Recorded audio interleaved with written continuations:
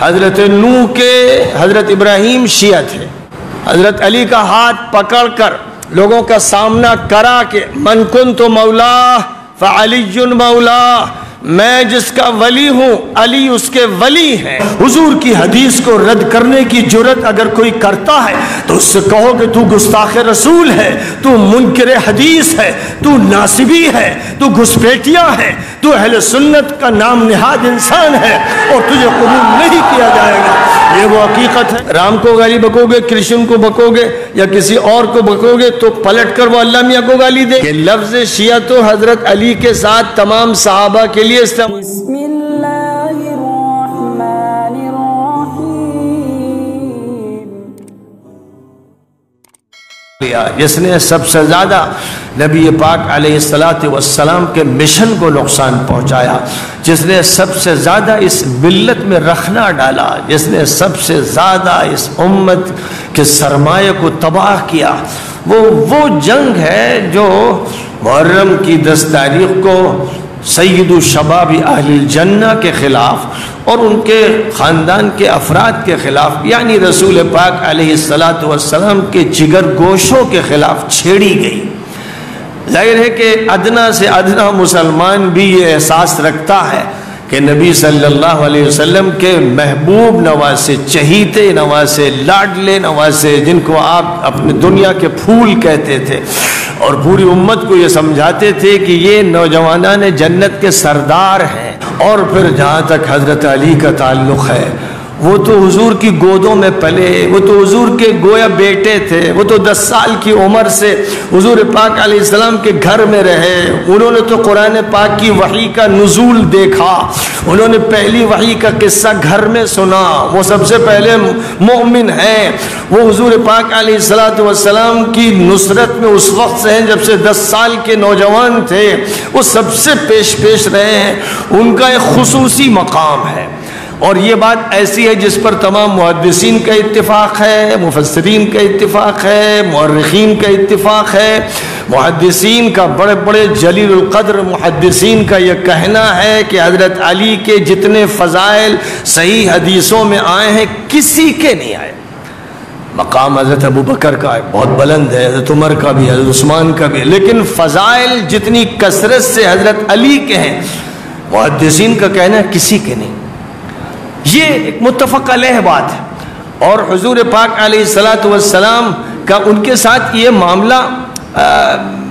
ظاہر ہے کہ وحی کی بنیاد پر تھا۔ حضرت فاطمہ رضی اللہ تعالی عنہ کی شادی جب حضور نے حضرت علی سے کی تو حضرت فاطمہ سے کہا اپنی چہیتی بیٹی سے کہ میں نے تمہاری شادی اس سے کی ہے جو دنیا کا بھی سردار ہے اور آخرت کا بھی سردار ہے۔ اور حضور پاک علیہ السلام نے اپنی حدیث میں فرمایا تھا کہ قیامت میں محشر میں حوض کوثر پر جب میں موجود ہوں گا تو سب سے پہلے علی میرے پاس آئیں گے۔ حوض کوثر پر جو ذمہ داری ہوگی نبی کے بعد علی کی ہوگی، یہ صحیح حدیث ہے۔ اور حضور پاک علیہ السلام نے جو سب سے بڑی بات کی کہ جب آپ نے حج فرمایا، آپ نے اپنے حج کو مؤخر کیا، بعض علماء کہتے ہیں سن 6 ہجری میں حج فرض ہو گیا تھا، لیکن زیادہ ترجیح اس قول کو ہے کہ سن 9 ہجری میں حج فرض کیا گیا۔ اور جب حج فرض ہوا تو حضور اکرم صلی اللہ علیہ وسلم نے ابو بکر صدیق کو حاجیوں کا امیر بنا کر روانہ فرمایا۔ سن 9 کا حج ابو بکر صدیق رضی اللہ تعالیٰ عنہ کی قیادت اور امارت میں کیا گیا، اور حضرت ابو بکر کو جب روانہ کر دیا گیا اور حضور اکرم صلی اللہ علیہ وسلم پر سورہ براءت کی آیتیں نازل ہوئیں جن میں یہ بات فرما دی گئی تھی کہ اب اعلان کر دیا جائے کہ اس سال کے بعد مشرکوں کو حج کا موقع نہیں دیا جائے گا، وہ مکے میں اور حرم میں داخل نہیں ہو سکیں گے۔ جب اس اعلان کا مسئلہ آیا تو حضور صلی اللہ علیہ وسلم نے حضرت علی کا انتخاب فرمایا کہ میری نمائندگی سب سے زیادہ اگر کوئی کر سکتا ہے اور قریش کے لوگ اس کو ماننے پر مجبور ہوں گے اور سارا عرب اس پر آمنا و صدقنا کہے گا تو وہ علی ہیں، لہذا آپ نے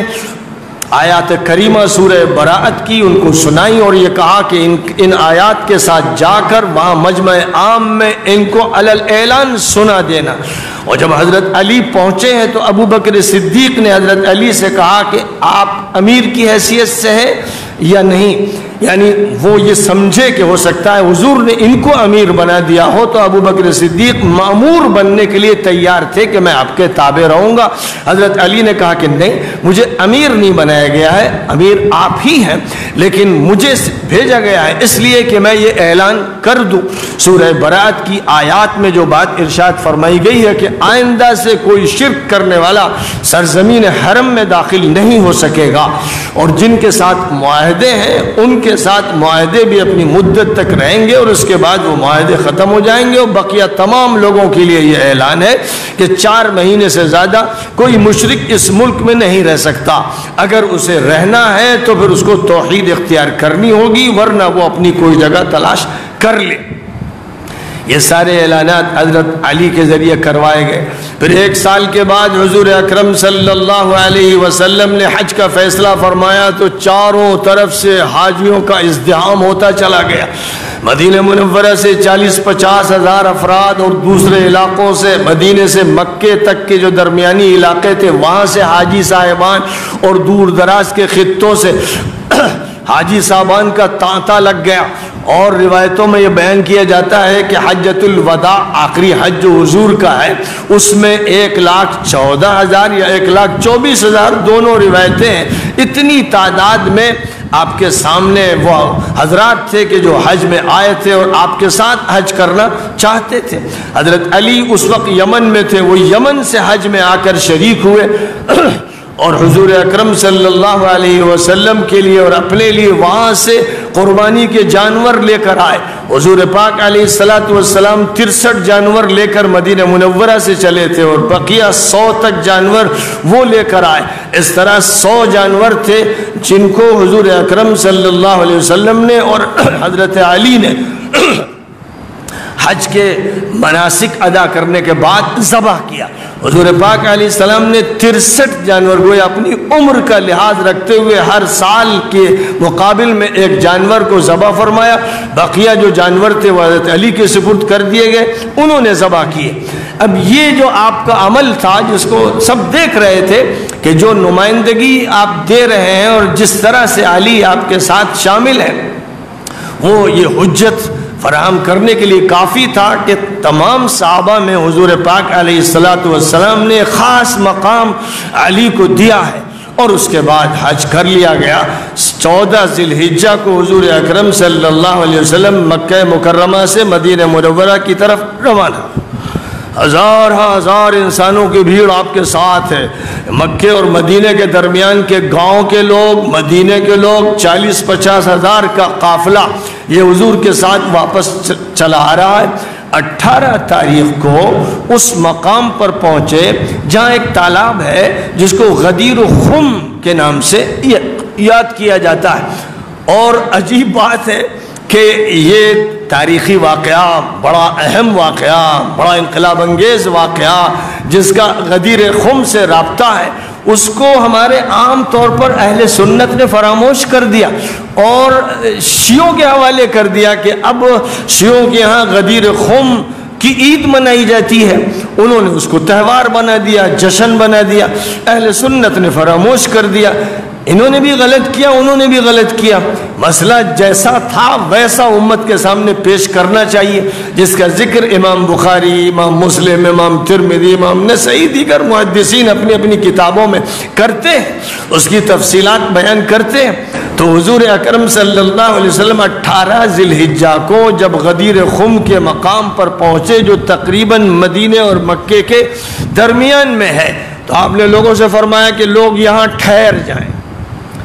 سارا قافلہ ٹھہر گیا۔ اب حضور اکرم صلی اللہ علیہ وسلم نے دن کی روشنی میں ظہر کے وقت لوگوں سے کہا کہ سب نماز کے لیے جمع ہو جائیں، الگ الگ اپنے خیموں میں نہ پڑھیں، ایک جگہ پر میدان میں سب کو شریک ہونا ہے اور نماز پڑھنا ہے۔ سارے لوگ جمع ہو گئے، ظہر کی نماز سب نے حضور کی امامت میں ادا کی۔ اس کے بعد آپ وہاں ایک بلند مقام پر کھڑے ہوئے اور لوگوں کو مخاطب کیا، لوگوں سے فرمایا کہ اے لوگو، اب میرا آخری وقت قریب ہے، دنیا سے میری رخصتی کا وقت آ گیا ہے، میرے دن اب اس دنیا کے معدود چند ہیں، میں تمہیں وصیت کر رہا ہوں، میں آج تمہیں وصیت کر رہا ہوں، اس کو آخری وصیت سمجھو کہ یہ آخری دن ہے میری دنیا کے۔ اس کے بعد آپ نے فرمایا کہ لوگوں، اللہ کی کتاب میں ہدایت ہے، اسی میں روشنی ہے، وہی ہمارے تمہارے لیے مرجع ہے، وہی ہے جو اساس و بنیاد ہے۔ میں اس کتاب کے بارے میں وصیت تمہیں کرتا ہوں اور تم سے یہ کہتا ہوں، میں تم سے یہ کہتا ہوں کہ لوگوں، ترکت فیکم ثقلین لن تضلوا ما تمسکتم بہما، کتاب اللہ وعطرتی اہل بیتی۔ اے لوگوں، دو بھاری ذمہ داریاں اور امانتیں میں تمہارے درمیان چھوڑ رہا ہوں، اگر تم ان کو مضبوطی سے تھامے رہو گے تو ہرگز گمراہ نہیں ہوگے۔ ایک قرآن اور ایک میرے اہل بیت، میرے گھر کے لوگ، میرے علی، کیونکہ اس وقت علی تھے جن کا ہاتھ پکڑا آپ نے، ان کو کھڑا کیا اور ان کو کھڑا کر کے لوگوں کے سامنے مخاطب کرتے ہوئے فرمایا، اذکرکم اللہ فی اہل بیتی، اذکرکم اللہ فی اہل بیتی، 4 مرتبہ فرمایا۔ اے لوگوں، میں تمہیں اپنے اہل بیت، اپنے گھر والوں کے بارے میں یاد دلاتا ہوں، یہ وصیت یاد دلاتا ہوں، اس کو یاد رکھنا، فراموش مت کرنا۔ میں یہ سبق تمہیں دے کے جا رہا ہوں، میں یہ ذمہ داری تم پر ڈال کے جا رہا ہوں۔ اور اس کے بعد حضرت علی کا ہاتھ پکڑ کے لوگوں سے فرمایا، اے لوگوں، کیا میں تمہارا ذمہ دار نہیں ہوں؟ اے لوگوں، کیا میں تمہارا متولی نہیں ہوں؟ اے لوگوں، کیا میں تمہارا ولی نہیں ہوں؟ اے لوگوں، کیا میں تمہارا مولا نہیں ہوں؟ تو سارے مجمع نے، 40-50 ہزار کا مجمع ہے یہ، سب نے کہا بلا بلا، آپ ہی ہمارے مولا ہیں، آپ ہی ہمارے ولی ہیں۔ فرمایا کہ اب سن لو، حضرت علی کا ہاتھ پکڑ کر لوگوں کا سامنا کرا کہ من کنت مولا فعلی مولا، میں جس کا ولی ہوں علی اس کے ولی ہیں۔ اور فرمایا کہ تمام اہل ایمان کے میرے بعد علی ولی ہوں گے، اور فرمایا کہ جو بھی علی کی ولایت کو تسلیم کرے گا ان کو علی ولی مانے گا۔ اے اللہ تو اس کے ساتھ محبت فرما، اور جو علی کی ولایت کو نہ مانے اے اللہ اس سے دشمنی فرما، اے اللہ تو اس سے دوستی مت فرما۔ اور آپ نے اس اعلان کے بعد، لوگوں کو یہ بتانے کے بعد، مختلف حدیثوں میں فرمایا کہ علی ولی المؤمنین من بعدی، فرمایا علی ولی کل مؤمن من بعدی، اور من کنت مولاه فعلی مولا۔ یہ روایت 25 صحابہ کرام سے نام بنام بڑے بڑے بزرگان صحابہ سے منقول ہے، اور یہ روایت وہ ہے جو صرف صحیح نہیں متواتر ہے، اور متواتر اس روایت کو کہتے ہیں جس کا انکار کرنے والا مجرم ہے، فاسق ہے، گنہگار ہے۔ یہ روایت اتنی قطعی ہے، اور اس روایت کو محدثین اپنی کتابوں میں نقل کرتے چلے آ رہے ہیں، بڑے بڑے محدثین نے اس کو بیان کیا اور یہ لکھا کہ یہ متواتر روایت ہے، جن میں بڑے نام ہیں حافظ ابن حجر کے، امام ذہبی کے، امام سیوطی کے، امام عجلونی کے، اور آخری دور میں علامہ البانی صاحب بھی ان میں شامل ہیں جنہوں نے اس حدیث کے اس مقام کو واضح کیا۔ تو یہ ایک ایسی بات ہے جس کو امت کو یاد رکھنا ہے، کیونکہ خاص طور پر جنہوں نے اپنے کو اہل سنت کہا، نام نہاد اہل سنت، جھوٹے اہل سنت، وہ اس حدیث کو چھپاتے ہیں، دباتے ہیں، اس سے کتراتے ہیں، اس کو شیعوں پر مر دیتے ہیں یا ان کی طرف منسوب کر دیتے ہیں۔ یہ لوگ مجرم ہیں، یہ لوگ فاسق ہیں، یہ حدیث کے منکر ہیں، یہ نبی کی شان میں گستاخی کرنے والے ہیں، یہ ایک متواتر حدیث میں عیب نکالنے والے ہیں۔ میں آپ سے آج اس مجلس میں صاف کہتا ہوں، پہلے بھی کہہ چکا ہوں، ایسے لوگ ناصبی ہیں۔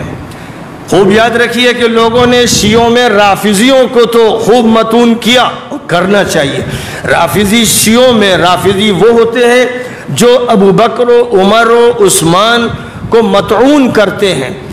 ان کے بارے میں نازیبہ الفاظ استعمال کرتے ہیں، اور عائشہ صدیقہ رضی اللہ تعالیٰ عنہ کو متہم کرتے ہیں، یہ رافضی کہلاتے ہیں۔ اور یہ رافضی جو ہیں اس میں کوئی شک نہیں، گمراہ ہیں، منحرف ہیں، مجرم ہیں۔ لیکن دوسری طرف اہل سنت کے گھس پیٹیے وہ ہے جو علی کے اس مقام کو جو حضور پاک علیہ السلام نے بیان فرمایا اور مجمع عام میں بیان فرمایا، اور اس طرح کہ یہ میری آخری وصیت ہے، میرا آخری وقت قریب ہے، لوگوں اس کو یاد رکھنا، اس کو نہ بھولانا اور اس کو میری وصیت سمجھنا۔ جنہوں نے اس حدیث کو چھوڑا، جنہوں نے اس میں کوئی عیب نکالا، جو اس سے کتراتے ہیں وہ ناسبی ہیں، اور سنت اہل سنت کی طرف جھوٹی نسبت کرنے والے ناسبی ویسے ہی مجرم ہیں جیسے شیعوں میں رافضی۔ اب شیعہ اور سنی کو بھی سمجھ لیجئے، شیعہ لفظ قرآنی لفظ ہے، قرآن پاک میں اللہ نے فرمایا وَمِن شِيعَتِهِ وَإِنَّ مِن شِيعَتِهِ لَإِبْرَاهِيمَ إِذْ جَاءَ رَبَّهُ بِقَلْبٍ سَلِيمٍ۔ قرآن کے الفاظ ہیں۔ حضرت نوح کے شیعہ حضرت ابراہیم تھے۔ شیعہ کے معنی ہوتے ہیں جماعت کے، عربی زبان میں شیعہ کے معنی جماعت، تو حضرت نوح کی جماعت میں ہی ابراہیم تھے جو ان کی طرف سچی نسبت کرنے والے پیغمبر تھے، یہ قرآن پاک میں فرمایا گیا۔ تو لفظ شیعہ کا جہاں تک تعلق ہے لفظ میں کوئی عیب نہیں، اور حضرت علی رضی اللہ تعالی عنہ کے ساتھ 800 صحابہ تھے جس وقت معاویہ سے جنگ صفین میں ہو رہی تھی، اور باغیوں میں کے گروہ میں مشکل سے 7-8 صحابہ تھے جو باغیوں میں شمار کیے گئے، نبی پاک علیہ السلام کی زبان مبارک سے جن کے لیے یہ لفظ استعمال کیا گیا کہ وہ باغیوں کا گروپ ہے۔ اب 800 صحابہ یہ جمہور صحابہ ہیں، اور جمہور صحابہ کی بات کو جو نہیں مانتا ان کے موقف کے ساتھ نہیں بلکہ ان کے موقف کے ساتھ کھڑا ہوتا ہے جو باغی ہیں، حضور کی زبان سے بیان کے مطابق وہ ناسبی ہیں۔ اور حضور صلی اللہ علیہ وسلم نے حضرت علی سے فرمایا تھا علی تمہارے بارے میں میری امت کے 2 گروہ ہلاک ہو جائیں گے، ایک وہ جو تمہارے بارے میں غلو کریں گے جو رافضی بن گئے، ایک وہ جو تم سے نفرت کریں گے، تمہارے خلاف بات کریں گے، تمہارا حق ماریں گے، وہ ناسبی ہیں۔ تو ناسبیوں کو عام طور پر لوگ نہیں جانتے، کیونکہ ہمارے یہاں ہوا یہ کہ جن کو اہل سنت کہا جاتا ہے ان کے یہاں صرف ایک ہی بات چلائی گئی کہ شیعہ اور رافضی، شیعہ اور رافضی، اور اس میں بھی بات صحیح نہیں کہی گئی کہ لفظ شیعہ تو حضرت علی کے ساتھ تمام صحابہ کے لیے استعمال کیا گیا، جتنے صحابہ تھے بڑے بڑے جلیل القدر صحابہ ان سب کو شیعۃ علی کہا گیا، یعنی علی کی جماعت، وہ حضرت علی کے ساتھی تھے۔ تو جو اصحاب علی کا لفظ ہوتا یا جماعت علی کا لفظ ہوتا اس کے لیے شیعۃ علی استعمال کیا گیا۔ اب نتیجہ یہ ہوا کہ جن لوگوں کے دماغوں میں رافضیت اور شیعیت خلط ملط ہو گئی، انہوں نے حضرت علی کے ساتھ جو صحابہ تھے اور حضرت علی کے ساتھ جو تابعین تھے ان کو بھی نعوذ باللہ مجروح کر دیا۔ یہ ناسبی لوگ ہیں۔ لوگوں کو یہ معلوم ہونا چاہیے کہ ناسبیت بھی ویسے ہی فتنہ ہے جیسے رافضیت ہے، اور اللہ کے ہاں قیامت میں یہ دونوں مجرموں کی طرح کھڑے ہوں گے، اور نبی صلی اللہ علیہ وسلم ان کو دیکھنا گوارا نہیں کریں گے، اور رافضیوں سے بھی آپ کو نفرت ہوگی کیونکہ ابو بکر آپ کے عزیز اور محبوب، عمر آپ کو محبوب، عثمان آپ کو محبوب، اور عائشہ صدیقہ آپ کی زوجہ مطہرہ، لہذا جو ان کے بارے میں زبان اس طرح کھولیں گے کہ انہیں متون کریں گے وہ حضور کو مبغوض ہوں گے، بالکل طے شدہ بات ہے۔ لیکن اسی طرح جو علی کو متون کریں گے یا ان کا حق ماریں گے یا ان کی جو حیثیت حضور نے متعین کی اس حیثیت کا تذکرہ نہیں کریں گے اور ایسی حدیثوں میں عیب نکالیں گے، وہ ناسبی ہوں گے، اور وہ بھی حضور کے ہاں مردود ہوں گے، اس قابل ہوں گے کہ ان پر نگاہ کرم نہ فرمائی جائے اور حوض کوثر سے دھکے دے دے کر انہیں ہٹا دیا جائے۔ حضور اکرم صلی اللہ علیہ وسلم سے جب حضرت عمر نے ایک دن کہا کہ حضور یہ جو ہے آپ کا صحابی بنا پھرتا ہے عبداللہ ابن ابی، منافقوں کا سردار جس کو شمار کیا جاتا تھا، اور عائشہ صدیقہ پر الزام لگانے میں وہی پیش تھا اور اس کا ٹولہ اس کے ساتھ تھا، تو حضرت عمر تو ایسے لوگوں کی گردن اڑا دینا چاہتے تھے۔ جب انہوں نے یہ کہا کہ حضور مجھے اجازت دیجئے کہ میں اس کی گردن اڑا دوں، تو حضور نے فرمایا کہ لوگ کہیں گے کہ محمد اپنے صحابہ کو مار رہے ہیں۔ حضور نے یہ فرمایا لوگ کہیں گے، یعنی تم جانتے ہو کہ وہ میرا صحابی نہیں، حقیقی معنی میں میرے ساتھ ہے، نماز پڑھتا ہے، مشوروں میں شریک ہو جاتا ہے، یہ سب کرتا ہے، لیکن اندر کچھ اور. اب مجھے اللہ کی طرف سے یہ حکم ہے کہ بس میں پردہ ڈالے رہوں، اور اسی لیے حضور پاک علیہ السلام نے اپنے خاص رازدار صحابی حضرت حذیفہ ابن الیمان کو نام بتا دیے تھے منافقوں کے، اور وہ لسٹ اتنی خفیہ تھی اور اتنی رازدارانہ تھی کہ کسی کو نہیں معلوم تھا. بڑے بڑے صحابہ کو حضرت عمر کے بارے میں صحیح روایتوں میں ہے کہ وہ حضرت حذیفہ سے گھبرا کر پوچھتے تھے ارے میرا نام تو نہیں ہے؟ وہ کہتے تھے نہیں ماشاءاللہ آپ کا نام نہیں، آپ کا نام نہیں. لیکن جن کے نام تھے وہ سب صحابہ مانے جاتے تھے، وہ سب حضور کے ساتھ شریک ہوتے تھے، جنگ میں بھی شریک ہوتے تھے، مسجد میں رہتے تھے، نماز پڑھتے تھے، اور جب کبھی اپنی جان بچانا چاہتے تو عذر کر کے چلے جاتے تھے. حضور کو اللہ کی طرف سے مخاطب کیا جاتا تھا کہ آپ نے ان کو اجازت کیوں دے دی، اور یہ ایسے اور یہ ویسے. قرآن ان کے راز کھولتا تھا لیکن نام نہیں کھولتا تھا، اس لیے وہ معاشرے میں رہتے تھے اور ان کا یہ کردار تھا. اب انہی میں وہ لوگ تھے کہ جب حضور صلی اللہ علیہ وسلم کو معلوم ہوا کہ مکہ مکرمہ کے لوگ 3000 کی فوج لے کر مدینے پر چڑھائی کے لیے آ رہے ہیں، جس کو جنگ احد کے نام سے یاد کیا جاتا ہے، اور 3 ہجری میں جو جنگ ہوئی ہے، تو اس وقت آپ نے مشورہ کیا، عمومی مشورہ مسجد میں کیا، اور مسجد میں اس وقت 1000 لوگ تھے، اور مشورہ آخر یہ طے پایا کہ اب ہم کو باہر نکل کے جنگ کرنی ہے. اور اس مشورے کی بنیاد پر حضور ان لوگوں کو لے کر جو 1000 کی تعداد میں تھے مسجد سے نکلے اور احد پہاڑ کی طرف روانہ ہوئے. ابھی آدھے راستے پر پہنچے تھے کہ اسی عبداللہ ابن ابی نے ایک ہنگامہ کیا. بات مان لی لونڈوں کی، بزرگوں کی بات نہیں مانی، ہم لوگ ساتھ نہیں چلیں گے، چلو بھائی ہمارے ساتھ ہی واپس چلو. تو 300 صحابہ اس کے ساتھ واپس چلے گئے، جو مشورے میں شریک، جو جہاد میں نکل رہے ہیں، آدھے راستے سے بغاوت کی انہوں نے، اور یہ عبداللہ ابن ابی کے ساتھ پلٹ گئے. تو مسلمانوں کو غصہ اتنا آیا کہ مسلمانوں نے یہ سوچنا شروع کیا کہ پہلے ان سے جنگ کی جائے، ان کو مارا جائے، ہمارے آستین کے سانپ ہیں یہ. تو حضور نے فرمایا کہ اس وقت دشمن سر پہ کھڑا ہوا ہے، ہمیں ان سے مقابلہ کرنا ہے، جانے دو ان کو. اور اللہ میاں کی طرف سے فرمایا گیا فَمَا لَكُمْ فِي الْمُنَافِقِينَ فِئَتَيْنِ وَاللَّهُ أَرْكَسَهُمْ بِمَا كَسَبُوا. اے لوگوں، منافقوں کے بارے میں تمہاری 2 رائے کیوں ہو رہی ہیں؟ ان کے کرتوتوں کی وجہ سے خدا نے ان کو ان کی نجاست میں ٹکیل دیا ہے. لیکن یہ سارے لوگ مدینہ منورہ میں رہے، حضور کے ساتھ پھر نمازیں پڑھتے رہے، پھر سے شامل ہوتے رہے، ان کو نہ الگ کیا گیا نہ ان کے خلاف ایکشن لیا گیا. اور اسی طرح ایسے ہی واقعات جو جنگ خندق میں پیش آئے، جنگ تبوک میں پیش آئے، اور بغیر جنگ کے پیش آتے رہے، وہ سارے لوگ ملے جلے تھے. اور قرآن پاک ان کا تذکرہ سورہ بقرہ میں کرتا ہے، سورہ آل عمران میں، سورہ نساء میں، اور ان کا تذکرہ سورہ براءت میں، اور ان کا تذکرہ المنافقون نامی سورہ میں، اور مختلف صورتوں میں ان کے تذکرے ہیں جو قرآن کی آیتوں میں موجود ہیں. اور نبی صلی اللہ علیہ وسلم نے فرمایا، ام المؤمنین حضرت ام سلمہ رضی اللہ تعالی عنہا سے روایت ہے، حضرت عبد الرحمن ابن عوف جلیل القدر صحابی اس روایت کو نقل کرتے ہیں کہ میں ام سلمہ کی خدمت میں حاضر ہوا، اور میں نے ان سے کہا کہ اللہ نے مجھے بڑی دولت دی ہے، مجھے ڈر لگتا ہے کہ اللہ قیامت میں میرا سخت حساب نہ فرمائے.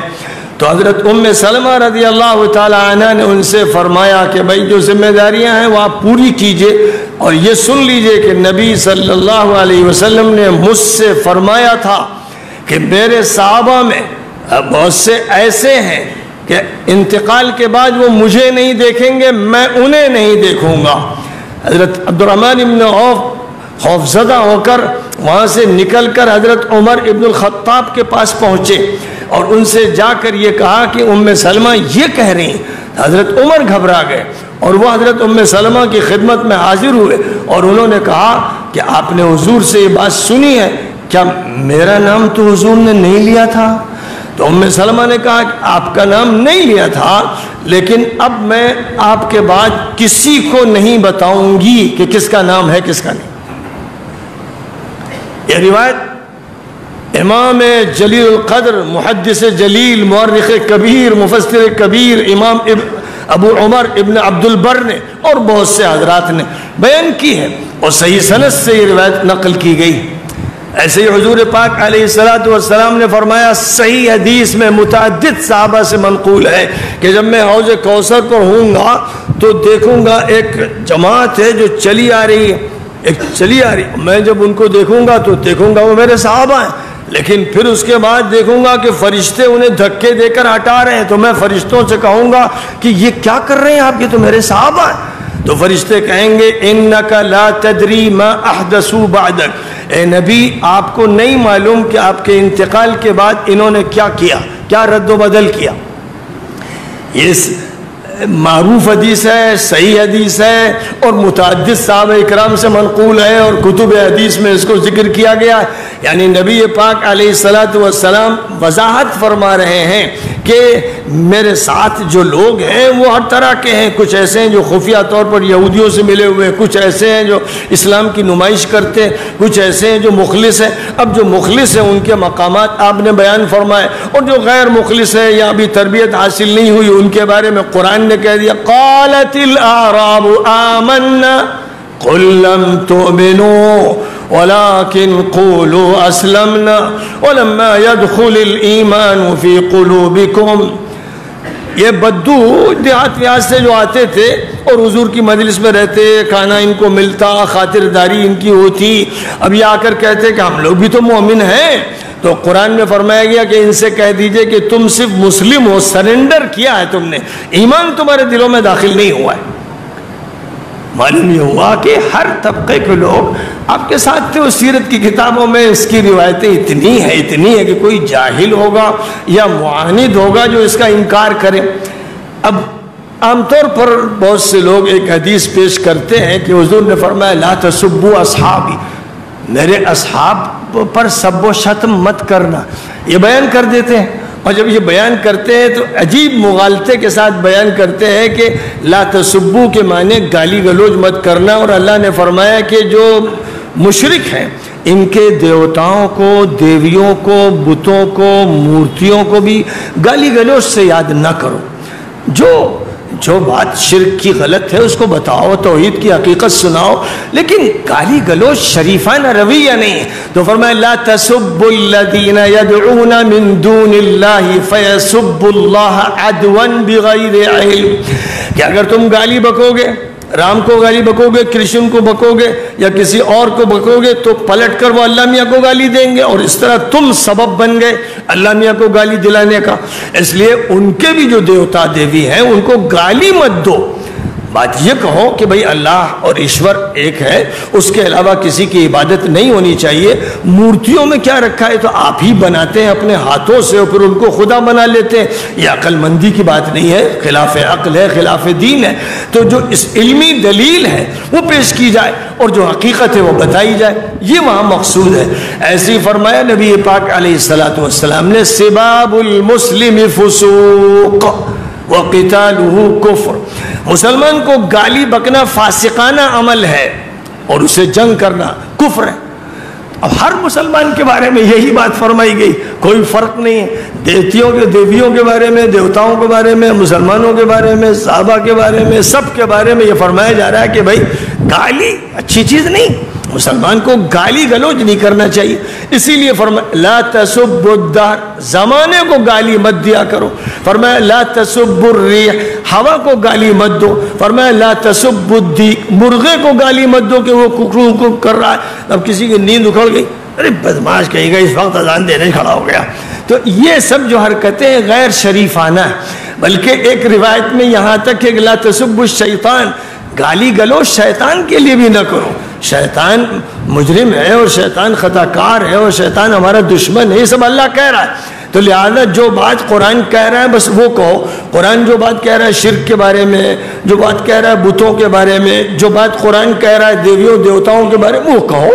اور اسی طرح جو بات بھی وہ منافقوں کے بارے میں کہہ رہا ہے، گمراہوں کے بارے میں کہہ رہا ہے، باغیوں کے بارے میں کہہ رہا ہے، طاغیوں کے بارے میں کہہ رہا ہے، وہ کہو، اسے کہنا ہے، کیونکہ اگر تم اسے نہیں کہو گے، اسے نہیں مانو گے تو پھر قرآن پر تمہارا ایمان نہیں رہے گا۔ اور ایسے ہی تمہارے نبی پاک علیہ الصلوۃ والسلام جو بات ارشاد فرمائیں اسے مانو، اس میں پھر کوئی قطر بیعت نہ کرو ورنہ تمہارا ایمان نہیں رہ جائے گا، نبی پر ایمان ختم ہو جائے گا، حدیث پر ایمان ختم ہو جائے گا۔ صحابہ کرام کا جو مقام ہے، ان کے جو مرتبے ہیں، ان کے جو درجے ہیں، وہ تمہارے ذہن میں نہیں رہیں گے، تم کچھ بھی لے کر خلط ملط شروع کر دو گے۔ مسلمانوں کو یہ بات یاد رکھنی چاہیے کہ قرآن پاک میں صحابہ کرام کے جو تذکرے ہیں وہ ان کے اوصاف کے ساتھ، ناموں کے ساتھ نہیں، اور اوصاف واضح کر دیے گئے۔ والسابقون الاولون من المہاجرین والانصار والذین اتبعوهم باحسان رضی اللہ عنہم ورضوا عنہ، جنہوں نے ہجرت میں سبقت کی، جنہوں نے نصرت میں سبقت کی، جو اولین مسلمان ہیں، جو اولین مہاجرین ہیں، جو اولین انصار ہیں، یہ ہیں جن کی فضیلتیں، یہ ہیں جن کا مقام ہے۔ پھر وہ جو ان کا نیکی کے ساتھ، حسن سلوک کے ساتھ اچھی طرح اتباع کریں۔ نمبر 1 پر سابقین اولین، پھر اس کے بعد تا قیامت، پھر یہ نہیں کہ اس کے بعد صحابہ، اس کے بعد تابعین، اس کے بعد تبع تابعین، کسی بھی طبقے کا ذکر نہیں۔ والذین اتبعوہم باحسان، جنہوں نے بھی ان کا اتباع کیا اچھی طرح، نیکی کے ساتھ، خوش اسلوبی کے ساتھ، صحیح طریقے پر، وہ اس میں شامل ہوں گے، ان سے اللہ راضی ہوا۔ یہ بات فرمائی گئی۔ اب اس کو لوگ اس طرح استعمال کرتے ہیں کہ علمی طور پر خلط مبحث ہو جاتا ہے۔ مثلا حضور پاک علیہ السلام کے سامنے حضرت خالد ابن الولید نے، جو نو مسلم تھے، بعد میں اسلام لائے، حضرت عبد الرحمن ابن عوف سے بھڑ گئے اور ان کے بارے میں ذرا سخت الفاظ کہنے لگے، وہ الفاظ کے جو سب و شتم والے ہوتے ہیں۔ تو حضور صلی اللہ علیہ وسلم نے ان سے فرمایا تھا، حضرت خالد ابن الولید سے فرمایا تھا، لا تسبوا اصحابی فوالذی نفسی بیدہ لو ان احدکم انفق مثل احد ذهبا ما ادرک مد احدهم ولا نصیفا۔ اے خالد،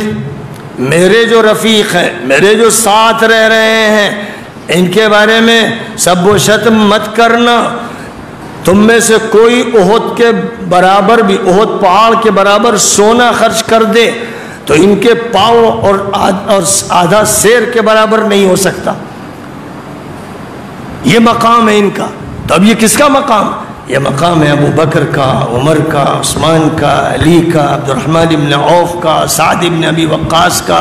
زبیر ابن العوام کا، عوام کا، طلحہ کا، یہ ان کا مقام ہے۔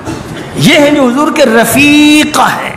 جب حضور اصحابی کا لفظ بولتے ہیں عزت دیتے ہوئے تو وہاں اس کے معنی ہوتے ہیں میرے رفیقہ، یہ میرے ساتھ ہیں۔ اور یہی وہ معنی ہیں جو حضرت انس رضی اللہ تعالیٰ عنہ نے بتائے تھے جب ان سے پوچھا گیا، ان کی جب بڑی عمر ہو گئی، کہ کیا صحابہ حضور کے ہیں؟ کہا کہ حضور کو دیکھنے والے ادھر ادھر کے تو بہت ہیں لیکن صحابی کوئی نہیں ہے میرے علاوہ، صحابی میرے علاوہ کوئی نہیں۔ یعنی وہ ان کو صحابی نہیں مانتے تھے، جن کو صرف دیدار مل گیا، حج میں کھڑے ہو گئے دیکھ لیا، ان کو نہیں مانتے تھے۔ اور یہی بات حضرت سعید بن المسیب جو حضرت ابو ہریرہ کے شاگرد رشید ہیں اور تابعین میں سب سے بڑا مقام مدینہ منورہ میں ان کو حاصل تھا، وہ یہ فرماتے تھے کہ صحابی وہ ہوتا ہے جس نے حضور کے ساتھ ایک غزوہ کیا ہو، 2 غزوے کیے ہو، 1 سال رہا ہو، 2 سال رہا ہو، آپ کی بڑی صحبتیں اختیار کی ہو، وہ ہوتا ہے۔ یہ نہیں کہ جس نے بھی ایک مرتبہ دیکھ لیا۔ اگر یہی ہوتا تو سارا مدینہ اعلیٰ درجے کے مومنین کی مثال ہوتا، بھئی سب دیکھ رہے، مکے میں سب دیکھتے رہے۔ تو دیکھنے سے نہ ان کو ایمان ملا، نہ دیکھنے سے ان کا نفاق گیا، نہ دیکھنے سے ان کا فسق گیا، نہ دیکھنے سے ان کی حالت بدلی۔ اگر دیکھنے سے یہ ہوتا تو جتنے بھی مدینے میں تھے ان میں ایک منافق نہ ہوتا، سب مخلص ہوتے۔ تو معلوم یہ ہوا کہ رویت کا عمل اور دخل اس میں نہیں ہے۔ اس لیے بعد میں جن لوگوں نے اس طرح کی تعریف کر دی وہ غیر علمی تعریف ہے، اور وہ تعریف قرآن و سنت کے مطابق درست نہیں ہے۔ اس لیے مسلمانوں کو یہ سب باتیں یاد رکھنی چاہیے تاکہ شریعت کا صحیح علم رہے۔ اور جن لوگوں نے ناسبیت کو در پردہ اختیار کیا، جو حضرت علی کے مقام کا اعتراف نہیں کرتے یا حضرت علی کے مقام سے متعلق جو حدیثیں ہیں ان کا تذکرہ نہیں کرتے، مجھے آپ معاف کیجئے، وہ ناسبی ہیں۔ حضور پاک علیہ الصلوۃ والسلام کی صحیح حدیث میں ثابت ہے علی کو جو تکلیف دے گا وہ مجھے تکلیف دے گا. فرمایا تھا کہ علی سے جو دشمنی کرے گا وہ میرا دشمن ہے. یہ آپ نے صاف فرمایا من عادى علیا فقد عادانی من عادى علیا فقد آذانی. یعنی علی میرے ولی ہیں، وہ میرے نمائندہ ہیں، میرے ساتھ ان کا خاص مقام ہے، وہ میرے بیٹے کی طرح، وہ میرے داماد، وہ عزیز ترین، وہ دنیا کے سردار، وہ آخرت کے سردار، ان کے بیٹے میرے پھول، اور وہ پوری دنیا کے مسلم نوجوانوں کے سردار ہیں. ان کی جو اہلیہ میری بیٹی فاطمہ ہے وہ جنت کی تمام خواتین کی سردار ہیں. اب اگر کسی کو اچھا نہیں لگ رہا کہ حضور یہ مقام دے رہے ہیں اپنے گھر والوں کو تو بھائی اس سے کہیے کہ آپ کوئی اور مسلک اختیار کر لیجئے، آپ کہیں اور اپنی پناہ ڈھونڈ لیجئے. لیکن حضور کے ارشادات ہیں اور امت کے محدثین ان کو نقل کر رہے ہیں اور امانت دار مورخین ان کو بیان کر رہے ہیں. وہ مورخین و محدثین و مفسرین جن کی ثقافت پر، جن کی امانت پر امت کا اتفاق ہے. محمد ابن سعد جن کی زبردست کتاب الطبقات الکبریٰ ہے، سیرت رسول پر، سیرت صحابہ پر، سیرت تابعین پر، انہوں نے بڑے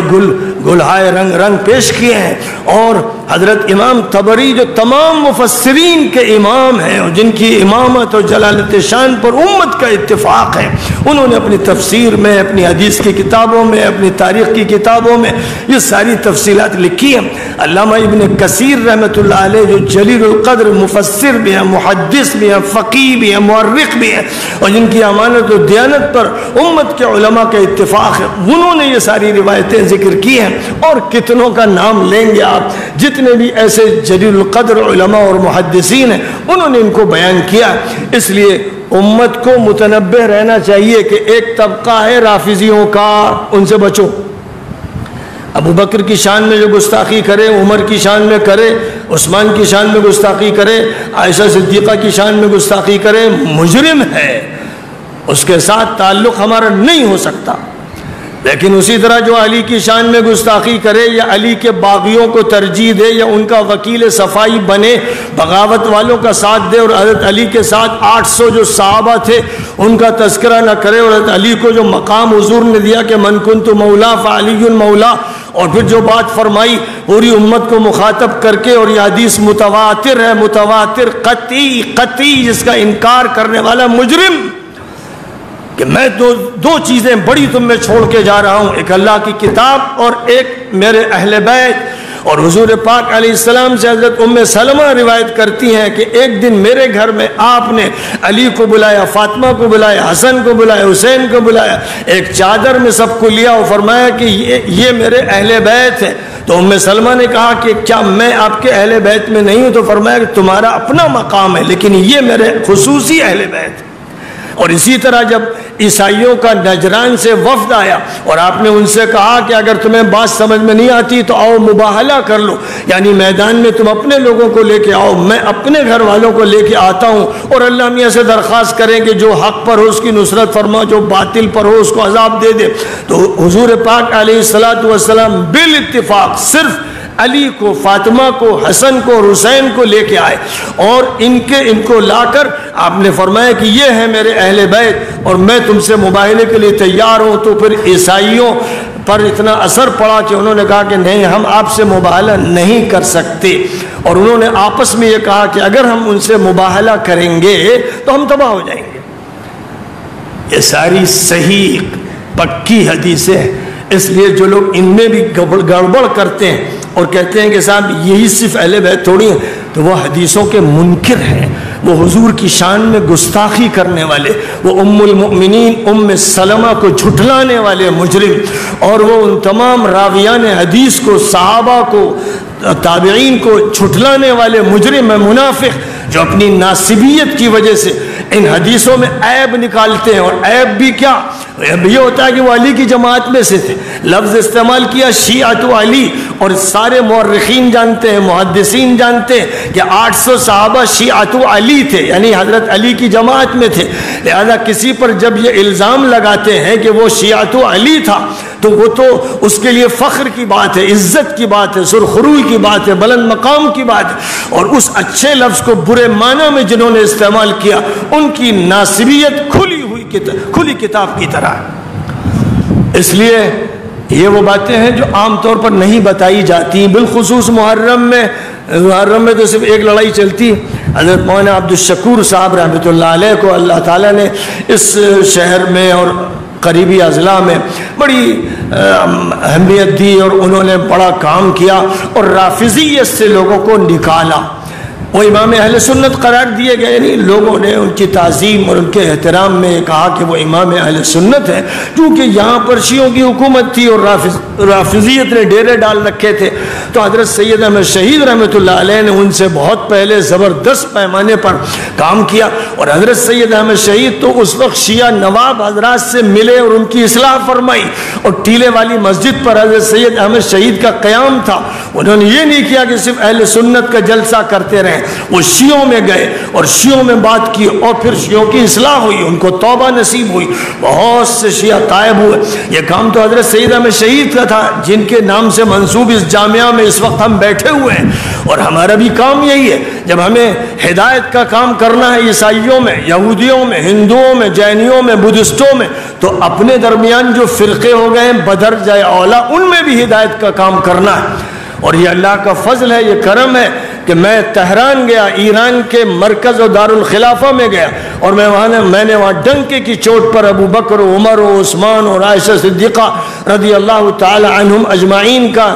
نام لیا، اور یہ کہ یہ وہ حضرات ہیں جن کے بارے میں حضور کی ہدایات ہے اور ان کی تعظیم اور ان کا احترام ہم پر لازم ہے. اور اس کے بعد پھر حضرت علی ہے، خلیفہ راشد ہے، اور پھر ان کی جو اولاد ہے ان کا جو مقام حسن کا ہے، حسین کا ہے، فاطمہ کا ہے، حسین کے بیٹے علی کا ہے، ان کے بیٹے زید کا ہے، اور اسی طرح دیگر حضرات کا ہے. وہ مقام نہایت بلند ہے، بلکہ وہ دین کی رسی ہے. اور العطرہ کا جو لفظ ہے کہ میرے اہل بیت، وہ ان پر منطبق ہوتا ہے، اور یہ وہ حقیقت ہے جس کا اظہار ہوتا رہا. تو میں نے جب لکھنؤ میں شیعہ وزیر اور بڑے ذمہ دار آئے ندوۃ العلماء میں، تو الحمدللہ ان کے سامنے بھی یہ بات میں نے پوری قوت سے رکھی کہ ابو بکر و عمر و عثمان و عائشہ پر اگر طعن و تشنیع ہوگا تو ہمارا آپ کا کبھی رابطہ نہیں ہوگا، ہمارے آپ کے درمیان کبھی قرب نہیں ہو سکتا ہے. یہ بات میں نے پوری صراحت سے کہی، اور الحمدللہ مجھے ہی اس کی توفیق اللہ نے دی، اور یہی بات میں ایران میں ڈنکے کی چوٹ پر کہہ کر آیا ہوں. ابھی میں نے سفر کیا اور یہی بات کہتا ہوں. لیکن ساتھ ہی ساتھ مولانا عبد الشکور صاحب کو اللہ نے قبول کیا رافضیت کی تردید کے لیے، اور چھوٹا ہوں، بہت چھوٹا ہوں، بہت حقیر ہوں، لیکن اللہ نے میرے لیے یہ کام طے کیا ہے کہ میں ناصبیت کی تردید کروں اور اس کی پردے پھاڑ دوں. اور جو اہل سنت کے گھسپیٹیے اور آستین کے سانپ ہیں، حدیث کے منکر، حضور کے کلیجے کو چھلنی بنانے والے، حضور کے نواسوں کے قاتل، اور محرم کی تاریخ کو خون اہل بیت سے رنگین کرنے والے، میں ان کے مائب، ان کی غلطیوں، ان کی گمراہیوں، ان کے فسق و فجور کو واضح کروں. مجھے اللہ نے اس کے لیے معمور کیا ہے، اور یہ معمور کرنا وحی کی بنیاد پر نہیں کہ وحی کسی پر نہ آتی ہے نہ آئے گی، لیکن قرآن کی آیتوں نے مجھے معمور کیا ہے، حضور کی حدیثوں نے مجھے معمور کیا ہے، اور امت کے سامنے ان کو پیش کرنا اور نقطہ اتحاد پہ لانا. نہ شیعت رہے گی نہ سنیت رہے گی، اسلام رہے گا. اور اسلام کا تذکرہ اللہ نے فرمایا ہوا سماکم المسلمین، اللہ نے تمہارا نام مسلم رکھا، نہ سنی رکھا نہ شیعہ رکھا. یہ الفاظ تم نے گڑھ لیے ہیں، وہ الفاظ استعمال کرو جو قرآن میں بولے گئے. اور اللہ کہتا ان الدین عند اللہ الاسلام، دین اللہ کے نزدیک صرف الاسلام ہے. الاسلام کے علاوہ دوسرے الفاظ استعمال کر کے ان کے بت مت بناؤ، ان کی مورتیاں مت بناؤ، ایک اللہ کی عبادت کرو اور آخری نبی کو تسلیم کرو، کتاب و سنت کو مانو، اور صرف الاسلام الاسلام کہو. جماعتوں میں، گروپوں میں، فرقوں میں، ٹولیوں میں، دھڑوں میں اس امت کو بانٹنے والے مجرم ہیں، وہ نبی کے قاتل، وہ قرآن و حدیث کے قاتل ہیں. لہذا اس امت میں اس امت، یہ امت جو ہے قرآن کہتا ہے، قرآن کہتا ہے وَأَنَّ هَذِهِ أُمَّتُكُمْ أُمَّةً وَاحِدَةً، یہ امت ہے، ایک امت ہے۔ اور اللہ فرماتا ہے وَاعْتَصِمُوا بِحَبْلِ اللَّهِ جَمِيعًا وَلَا تَفَرَّقُوا، اللہ کی رسی کو مضبوطی سے مل کر تھام لو، ٹولیوں میں مت بٹو۔ یہ اللہ کہہ رہا ہے اور ہم ٹولیاں بنانے میں لگے، فرقے بنانے میں لگے۔ میں لکھنؤ کے شیعوں سے کہہ رہا ہوں، ایران کے شیعوں سے کہہ رہا ہوں کہ رافضیت ترک کر دو،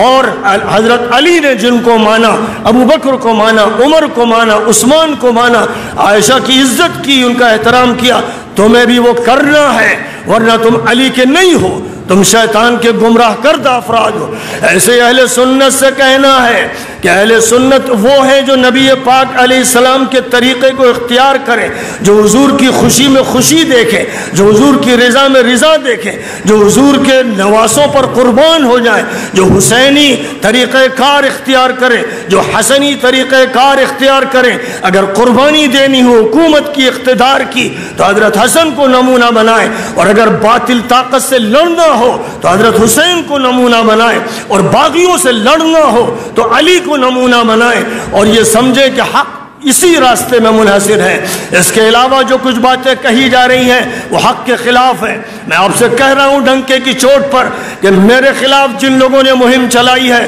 خدا کی قسم وہ ناصبی ہیں یا ناصبیت کی ان میں رگیں ہیں، وہ اپنے جرائم پر پردے ڈال کر ادھر ادھر کی باتوں میں الجھا رہے ہیں اور امت میں انتشار پیدا کر رہے ہیں، لیکن حق کا بول بالا ہو کے رہے گا، اور نقطہ اتفاق پر امت انشاءاللہ جمع ہوگی، اور امت کے درمیان وہ اتحاد پیدا ہوگا آج نہیں تو کل، جس میں اصل حق کو اختیار کرنے کے لیے لوگ آگے بڑھیں گے۔ اور جن چیزوں کو بگاڑا گیا، اہل سنت کے ناصبی توبہ کر لیں قبل اس کے کہ ان کا آخری وقت آ جائے۔ حضرت حسن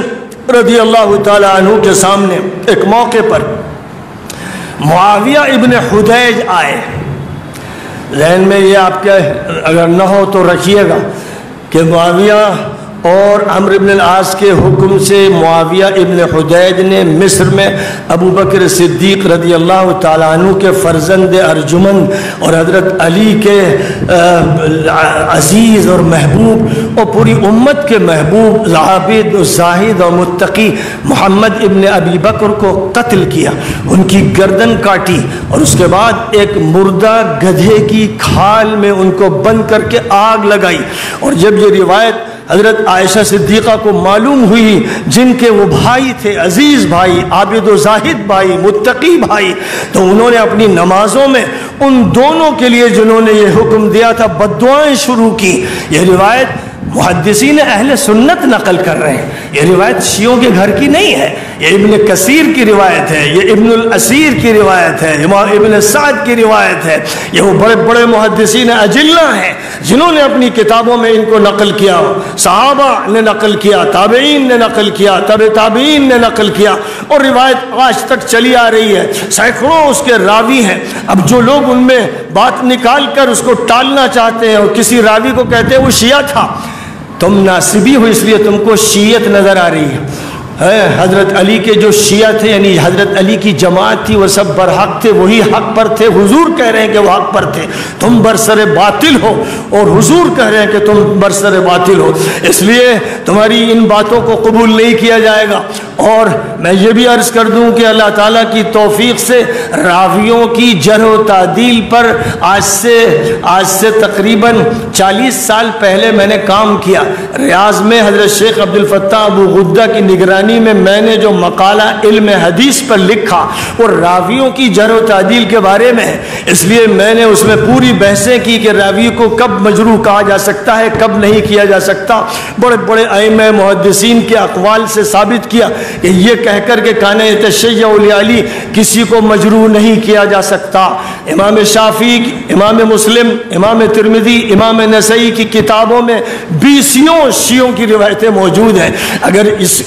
ان اقوال کو مان لیا جائے تو بخاری اور مسلم اور تمام کتب حدیث کو دریا برد کر دینا پڑے گا، یا ان کو کہیں الماری میں بند کر کے تالا ڈال دینا پڑے گا کہ ان کا اعتبار ختم ہو جائے گا۔ اس لیے یہ ناصبیوں کی کوششیں ہیں، خوب پہچان لو۔ حضرت علی کے فضائل اور مناقب کو بیان کر کرنے پر اگر کسی کی پیشانی پر بل پڑ رہے ہیں اور حضرت حسین و حسن کی سیادت اور قیادت کے تذکرے پر کسی شخص کو اچھا نہیں لگ رہا ہے تو یقین کرو اس مسجد میں اللہ کو حاضر و ناظر جانتے ہوئے کہہ رہا ہوں کہ وہ ناصبی ہے. ہو سکتا ہے لاشعوری طور پر اس کو پتہ بھی نہ ہو کہ میں ناصبی ہوں. ایسے بہت سے لوگوں کو ابتدائی اسٹیج میں معلوم نہیں ہوتا کہ انہیں کینسر کا مرض لگ گیا ہے, بعد میں انکشاف ہوتا ہے یہ بھی ناصبیت کا کینسر ہے جس کو بھی لگ گیا ہے. اس کے بارے میں پہچان ہونی چاہیے اور امت میں یہ بات عام ہونی چاہیے کہ جو اہل سنت کہلاتے ہیں ان سب کو اہل سنت مت سمجھنا, جو شیعہ کہلاتے ہیں ان سب کو شیعہ مت سمجھنا,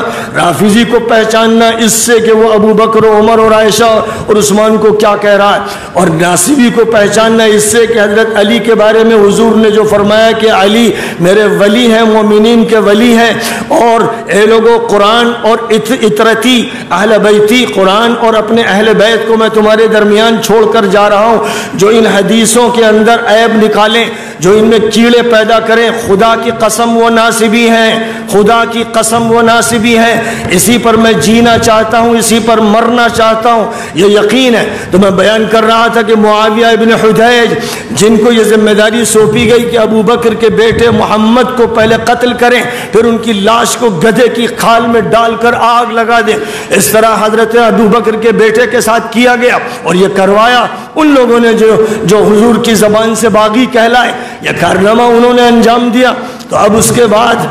معاویہ ابن حدیج کی حضرت حسن سے ملاقات ہو گئی اور یہ مشہور تھا کہ حضرت علی کو سب سے زیادہ گالی دینے میں ماہر معاویہ ابن حدیج ہیں. تو حضرت حسن نے کہا کہ تم علی کو گالی دیتے ہو؟ تو وہ شرم سے ذرا جھیپے اور سر جھکایا. حضرت حسن نے فرمایا کہ اے معاویہ ابن حدیج, تم محشر میں حوض کوثر پر جب جاؤ گے, پھر کہا جا ہی نہیں پاؤ گے, لیکن اگر جاؤ گے تو علی کو وہاں کھڑا ہوا پاؤ گے اور وہ اس طرح تمہیں وہاں سے دھتکاریں گے اور ہٹائیں گے جیسے گھاٹ پر سے اونٹ دوسروں کے دھتکار دیے جاتے ہیں, ہٹا دیے جاتے ہیں. تو خوب یاد رکھا جائے, ناصبیوں کا یہی انجام ہونا ہے جو رافضیوں کا ہونا ہے. امت کے مسلمانوں بات اسلام کی کیا کرو اور شیعت و سنیت کے جھگڑوں میں مت پڑو. بریلویت اور دیوبندیت کے بھی جھگڑوں کو ختم کر دو. آپس کے تمام جھگڑوں کو ختم کر کے امت واحدہ کو مانو, اللہ واحد کو مانو, اور خاتم النبیین جو آخری ہیں ان کو مانو. اور حضور کی حدیث یاد رکھو کہ علیکم بسنتی وسنت الخلفاء الراشدین المہدیین من بعدی عضوا علیہا بالنواجذ. اے لوگوں میرے طریقے پر عمل کرتے رہنا اور میرے بعد میرے جو خلفاء راشدین ہیں ابو بکر و عمر و عثمان و علی, ان کے راستے پر عمل کرنا.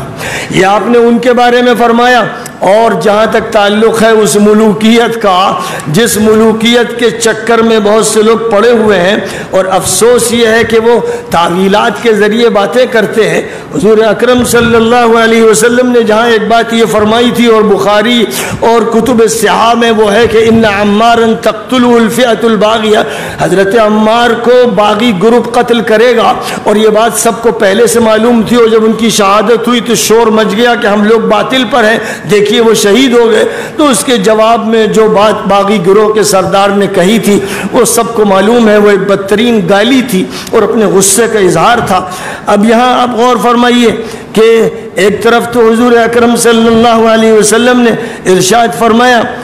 ترکت فیکم الثقلین ما ان تمسکتم بہما لن تضلوا کتاب اللہ وعطرتی اہل بیتی.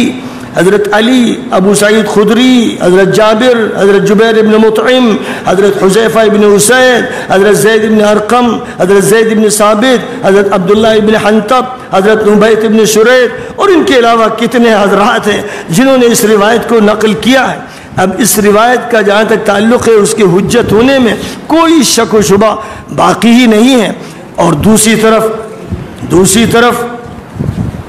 حضور اکرم صلی اللہ علیہ وسلم نے جو بات ارشاد فرمائی کہ خلافت راشدہ میرے بعد 30 سال رہے گی, پھر جو دور ملوکیت کا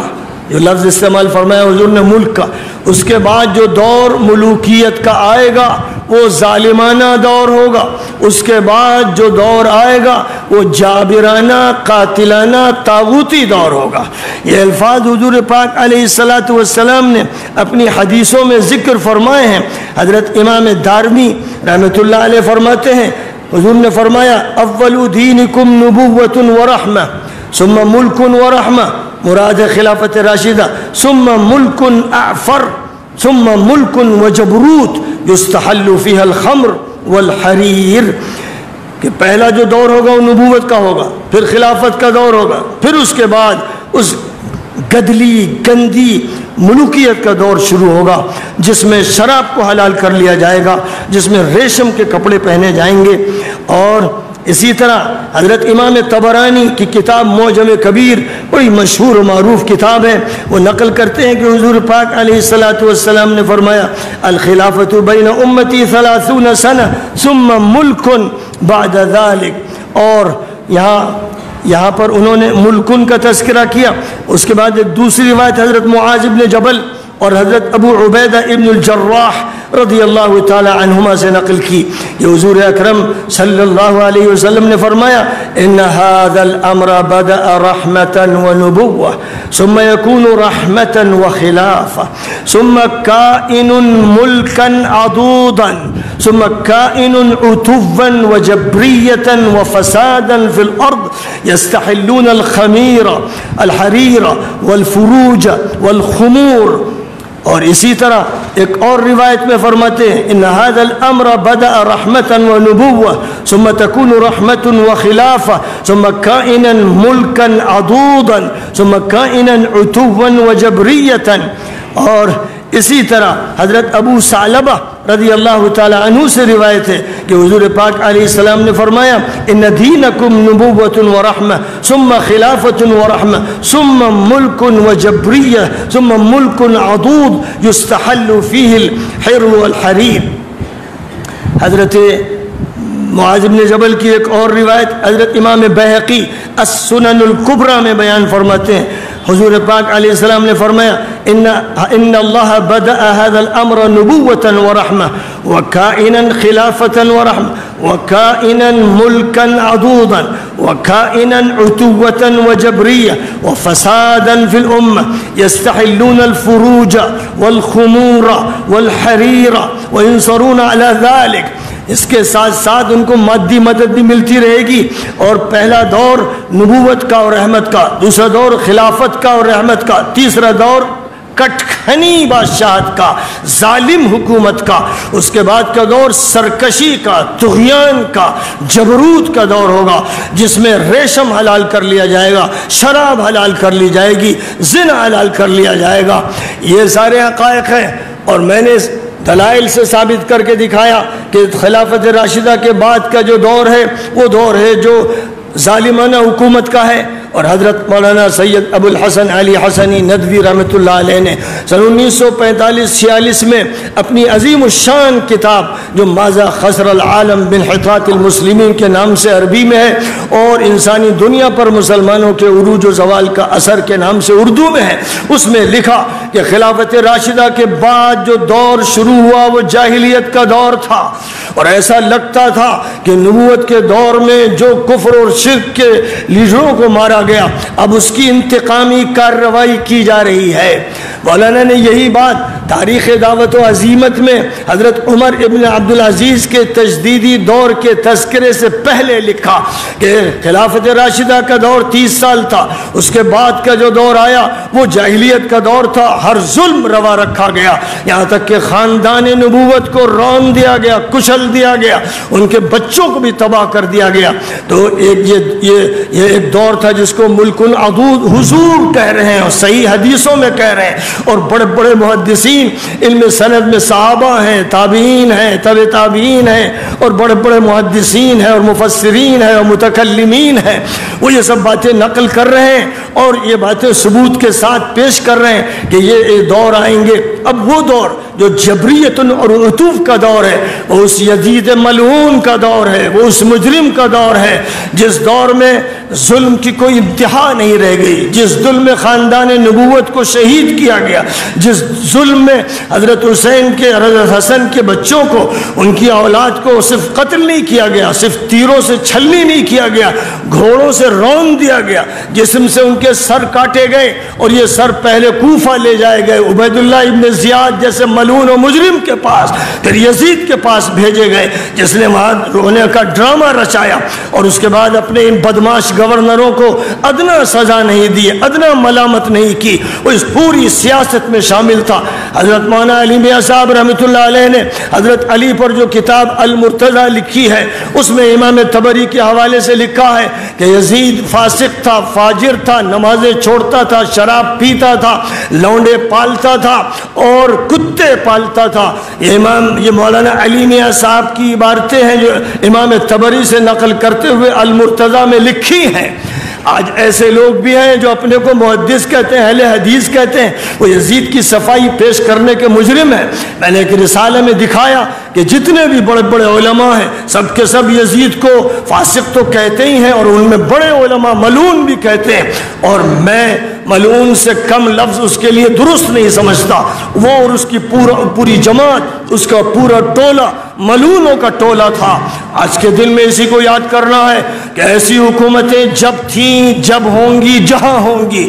آج انہی ملعونوں کی حکومت سعودی عرب میں ہے، امارات میں ہے، مصر میں ہے، بحرین میں ہے، جو علماء کو جیلوں میں ٹھوس رہے ہیں، جو صلحاء کی گردنیں کاٹ رہے ہیں، جو جیلوں میں صلحاء اور نیک لوگوں کو اذیت دے رہے ہیں، جو اسرائیل سے تعلقات بنا رہے ہیں، جو جزیرۃ العرب میں پھر مورتیاں قائم کر رہے ہیں، جو فحاشی کے اڈے بنا رہے ہیں، جو یہ سب جرائم کر رہے ہیں، وہ اسی طرح تاریخ کے مجرم ہیں. جیسے کسی دور میں یزید مجرم تھا اور اس کے بعد کے مجرمین تھے. امام ابو حنیفہ ہمارے امام ہیں، امت کے امام ہیں. انہوں نے حضرت حسین کے پوتے حضرت زید کا ساتھ دیا جب وہ بنی امیہ کے حکمرانوں کے خلاف نکلے کہ ان کی حکومت توڑ دینی ہے. تو مدینہ منورہ میں امام مالک ساتھ دے رہے تھے اور کوفہ میں امام ابو حنیفہ ساتھ دے رہے تھے. امام ابو حنیفہ کو کوفہ کے گورنر ابن حبیرہ نے کوڑے لگائے، سر پر کوڑے مارے.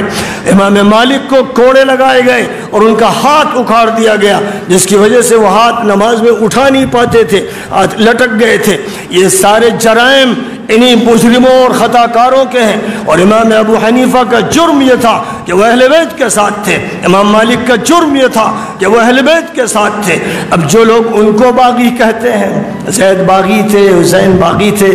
ایسے مجرم خبیث ملعونوں سے بس اللہ ہی نمٹے گا. اور یہ دیکھ لیں گے کہ محشر میں حوض کوثر سے ان کو دھکے دے کر فرشتے بھگا رہے ہوں گے، اور حضور تعجب کریں گے پہلے، لیکن اس کے بعد تعجب آپ کا زائل ہو جائے گا. یہ وہ لوگ ہیں، امت میں ان کو پہچان لو. بس اسی طرح پہچان لو کہ ان کا موقف کیا ہے یزید کے بارے میں، ان کا موقف کیا ہے حسن حسین کے بارے میں، ان کا موقف کیا ہے خلافت راشدہ کے دور کے بارے میں، ان کا موقف کیا ہے باغیوں کے بارے میں، ان کا موقف خلافت راشدہ کے بارے میں کیا ہے، اور ملوکیت کے بارے میں کیا ہے. اس موقف کو سمجھنا چاہیے اور قرآن کو بنیاد بناؤ اور حضور کی حدیث کو بنیاد بناؤ. حضور کی حدیث کو رد کرنے کی جرت اگر کوئی کرتا ہے تو اس سے کہو کہ تو گستاخ رسول ہے، تو منکر حدیث ہے، تو ناصبی ہے، تو گھسپیٹیا ہے، تو اہل سنت کا نام نہاد انسان ہے، اور تجھے قبول نہیں کیا جائے گا. یہ وہ حقیقت ہے، یہ وہ حقیقت ہے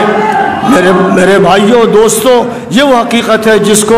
آج یہاں اس مرکز میں، جس کا تعلق حضرت سید احمد شہید رحمۃ اللہ علیہ سے ہے، جو اس خاندان کے فرد تھے جس خاندان میں بڑے بڑے مجاہد اٹھے، جس خاندان کے اس ملک میں بانی حضرت قطب الدین المدنی ایک جہاد کے لیے تشریف لائے، جس خاندان کا تعلق حضرت قطب الدین حضرت جیلانی رحمۃ اللہ علیہ سے ہے، جس خاندان میں بڑے بڑے افراد ہوئے، حضرت شاہ علم اللہ ہوئے، اور حضرت سید احمد شہید جن کے نام نامی سے یہ ادارہ ہم نے منسوب کیا، اور ہم ان کی تحریک کو یہ سمجھتے ہیں کہ ہندوستان میں سب سے زیادہ کامیاب، سب سے ممتاز، سب سے اہم تحریک تھی، اور ہم چاہتے ہیں کہ وہ جو سلسلہ ہے حقائق کا اسے پیش کیا جائے۔ اور آج کے دور میں رافضیت اور ناصبیت کے خلاف مورچہ الحمدللہ ثم الحمدللہ میں نے سنبھالا ہے۔ جو میرا مخالف ہے، میرا دشمن ہے، وہ خوش ہو، جو لکھنا ہو لکھے، جو بولنا ہو بولے۔ جب تم نے یہ کیا ہے مجرموں کہ پورے ملک کی مسجدوں میں ممبروں سے حضرت علی پر سب و شتم کرایا گیا، جس کو ابن کثیر نے لکھا، ذہبی نے لکھا، ابن خلدون نے لکھا، اور محمد ابن سعد نے لکھا، اور ابن الاسیر نے لکھا، اور سب نے لکھا، سارے محدث جس پر متفق ہیں کہ ملوکیت کے دور میں حضرت علی پر ممبر پر سب و شتم ہوتا تھا۔ مدینہ منورہ میں حضور کی اور ابو بکر و عمر کی قبر کے سامنے ممبر پر مروان جیسا مجرم خطبے میں حضرت علی پر لعن طعن کرتا تھا، تو حضرت حسن مسجد سے اٹھ کر گھر میں چلے جاتے تھے کہ سننا نہ پڑے۔ یہ مورخین کی روایتیں ہیں، یہ محدثین کی روايتیں ہیں۔ اور حضور پاک علیہ الصلوۃ والسلام کی حدیث حضرت حسن نقل کرتے ہیں کہ حضور نے فرمایا رأیت بنی الحکم ینزون علی منبری کما تنزل القردہ، میں نے دیکھا کہ میرے ممبر پر، یعنی مسجد نبوی کے ممبر پر حکم کے بیٹے اس طرح سے کود رہے ہیں جیسے بندر کودتے ہیں۔ یہ روایت صحیح ہے، اس کو جو غلط کرنے کی کوشش کرے سمجھ لینا وہ ناصبی ہے، وہ مجرم ہے، خطا کار ہے۔ اور یہی وہ مروان ہے کہ جب حضرت حسن کی شہادت ہونے والی تھی تو حضرت عائشہ صدیقہ سے انہوں نے درخواست دلوائی کہ میری تدفین میرے نانا کے پاس کروا دیجئے گا، آپ اس پر اعتراض تو نہیں کرتی؟ تو حضرت عائشہ نے فرمایا بصر و چشم، مجھے قبول ہے، میرے لیے بڑی عزت کی بات ہے۔ اور جب حضرت حسن کا انتقال ہو گیا تو حضرت حسین گئے حضرت عائشہ صدیقہ سے پوچھنے، تو انہوں نے فرمایا کہ بصر و چشم، میرے لیے تو عزت کی بات ہے کہ حضور کے نواسے کی یہاں قبر ہو۔ لیکن جب جنازے کو لے کر جانے کی باری آئی تو یہی بدمعاش مجرم غنڈہ مروان تھا جس نے کہا کہ میں ان کو وہاں دفن نہیں ہونے دوں گا، عائشہ غلط کہتی ہیں، حسن نے غلط کہا۔ یہ اس کی بیان بازیاں تھیں، اور یہی تھا جو ممبر رسول پر حضور کے جگر گوشوں کو ملعون کرتا تھا، طعن و تشنیع کرتا تھا۔ کیا اہل سنت انہیں گوارا کریں گے؟ کیا ہو گیا ایسے اہل سنت کو جنہوں نے نام نہاد اہل سنت کا روپ دھار لیا، چولا اوڑھ لیا، گھس گئے؟ یہ ہمارے آستینوں کے سانپ ہیں جو اس طرح کی باتیں کر رہے ہیں اور حوالے دیتے ہیں۔ کہہ دو کہ حضور کے مقابلے میں کوئی حوالہ قبول نہیں، حضور کے مقابلے میں ابو حنیفہ ہو یا شافعی ہو یا مالک ہو یا احمد ہو،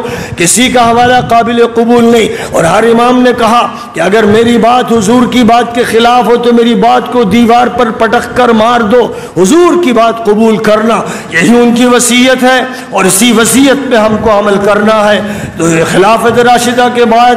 خلافت راشدہ کے دور کا خلیفہ راشد الرابع کے خلاف بغاوت تھی، اور اس کے بعد کی حکومت ظالمانہ تھی۔ یہ نبی پاک علیہ الصلوۃ والسلام کا ارشاد ہے، اس سے ہٹ کر بات کرنے والے میرے نزدیک ناصبی ہیں۔ اب بات کو میں آگے بڑھانا نہیں چاہتا، بس اسی پر آج کی اس مجلس کا اختتام چاہتا ہوں تاکہ حق واضح ہو جائے اور کوئی بات گنجلک نہ رہے۔ پھر جیسے تم نے طعن و تشنیع کی علی کے خلاف، اور جیسے حسین کو ذبح کیا، اور جیسے حضرت حسن کو زہر دیا، اور جیسے حضرت زید کو مارا، اور جیسے ان کے بیٹے یحییٰ کو مارا، یہی تمہاری کارروائی ہے، یہی تمہارا کام ہے۔ تم وقت کے فرعون تھے، نمرود تھے، قارون تھے، حامان تھے۔ آج اگر تم انہی کے خاندان کے ایک فرد کو جس کو اللہ نے حسینی بھی بنایا اور حسنی بھی بنایا، اور اس میں اس کا کچھ حصہ نہیں ہے، اللہ کا فضل و کرم ہے، اگر اس کو متون کرتے ہو تو یاد رکھنا کہ تمہارا انجام اس دنیا میں کیا ہوگا اور آخرت میں کیا ہوگا۔